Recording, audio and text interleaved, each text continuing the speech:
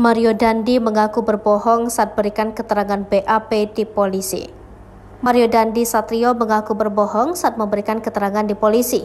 Hal tersebut disampaikan terdakwa Mario Dandi saat hadir sebagai saksi untuk terdakwa Shane Lucas terkait kasus penganiayaan terhadap David Ozora di Pengadilan Negeri Jakarta Selatan. Hal tersebut bermula saat majelis hakim mencecar Mario Dandi dengan pertanyaan mengenai tugas Shane Lucas jelang peristiwa penganiayaan terhadap David Ozora dilakukan.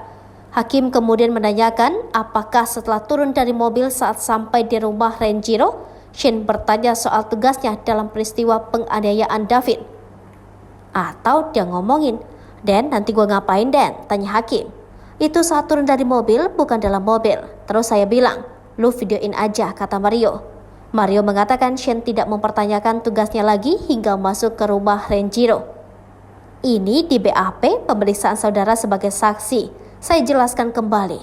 Kami parkir mobil di pinggir jalan untuk menuju lokasi yang dikirim D. Sampai di lokasi kami masih di dalam mobil. Lalu Shane tanya ke saya, "Entar gue ngapain, Den? Mau gue ikut pukulin juga?"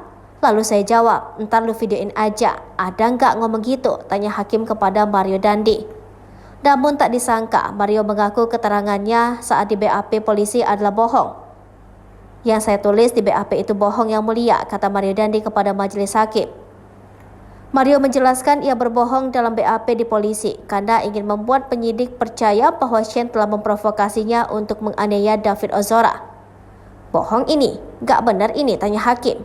"Di situ saya membuat skenario bahwa Shane ini yang membuat saya panas sampai ujung-ujungnya saya pukulin David. Saya terprovokasi sama Shane. Saya mau bikin skenario seperti itu. Cuma saat ini saya berkata sesungguhnya apa yang terjadi," kata Mario. Majelis hakim kemudian mengatakan kebohongan Mario Dandi saat menjadi saksi untuk terdakwa Shane Lucas dapat menjeratnya dengan pasal lain. Ini kan posisi saudara sebagai saksi. Saudara bisa kena pasal karena sumpah palsu. Jadi keterangan saudara itu di atas sumpah. Maksudnya saat diperiksa penyidik saudara langsung meralat.